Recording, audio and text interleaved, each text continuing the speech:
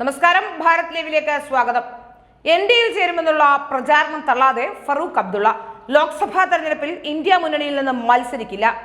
ജമ്മു കാശ്മീരിൽ പ്രതിപക്ഷത്തിന്റെ ഇന്ത്യ സഖ്യത്തിന് തിരിച്ചടിയായി ഫറൂഖ് അബ്ദുള്ളയുടെ നിലപാട് കൂടി മാറുന്നു. ലോക്സഭാ തെരഞ്ഞെടുപ്പിൽ ഒറ്റയ്ക്ക് മത്സരിക്കുമെന്നാണ് ഫറൂഖ് അബ്ദുള്ള പറയുന്നത്.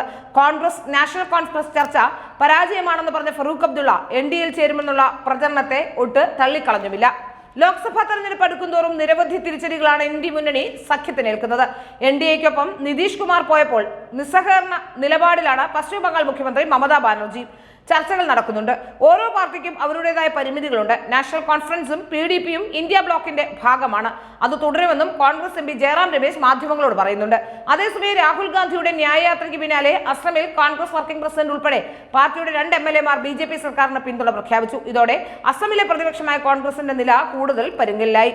പാർട്ടിയുടെ വർക്കിംഗ് പ്രസിഡന്റും നോർത്ത് കരിഗഞ്ചിൽ നിന്നുള്ള MLAയുമായ കാമലാഖേദ്യ പുർഗായസ്ത ബുധനാഴ്ച തന്റെ സ്ഥാനം രാജിവെച്ച് BJP സർക്കാരിന് പിന്തുണ പ്രഖ്യാപിച്ചിട്ടുണ്ട്. പിന്നാലെ മംഗൾദോയിൽ നിന്നുള്ള കോൺഗ്രസ് MLA ബസന്ത് ദാസും BJP സർക്കാരിന് പിന്തുണ പ്രഖ്യാപിച്ചു. ഛത്തീസ്ഗഡിൽ മുൻ സഹമന്ത്രിയും MLAയും വ്യാഴാഴ്ച BJPയിൽ ചേർന്നതായി സംസ്ഥാന BJP നേതൃത്വം അറിയിച്ചിരുന്നു. മുൻ MLA ആയ പ്രമോദ് ശർമ്മയും മുൻ സഹമന്ത്രി വിധാൻ മിശ്രയുമാണ് പാർട്ടിയിൽ ചേർന്നത്.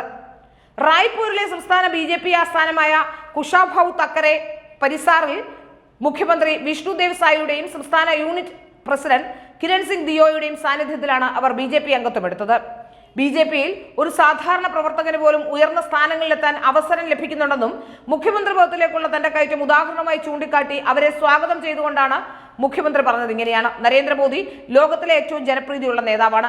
അദ്ദേഹത്തിന്റെ നേതൃത്വത്തിൽ രാജ്യത്ത് എല്ലാവരും പുരോഗമിക്കുന്നു. എല്ലായിടത്തും അഭിവൃദ്ധിയുണ്ടെന്ന് അദ്ദേഹം ചൂണ്ടിക്കാട്ടുന്നു. കഴിഞ്ഞ 5 വർഷമായി ഛത്തീസ്ഗഡിലെ ജനങ്ങൾ കോൺഗ്രസ് ഭരണത്തിന്റെ അഴിമതിയുടെ ആഘാതം അനുഭവിക്കേണ്ടി വന്നു. എന്നാൽ ജനങ്ങൾ ഇന്ന് BJPക്ക് അവസരം നൽകിയെന്നും സായി വ്യക്തമാക്കുന്നു. 2018-ൽ JCCA MLA ആയി തെരഞ്ഞെടുക്കപ്പെട്ട ശർമ്മ കഴിഞ്ഞ വർഷത്തെ നിയമസഭാ തെരഞ്ഞെടുപ്പിന് മുമ്പ് കോൺഗ്രസിൽ ചേർന്നിരുന്നു.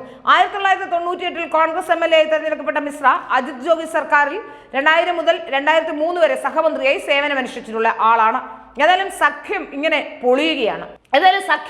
പൊളിഞ്ഞടുങ്ങുകയാണ്.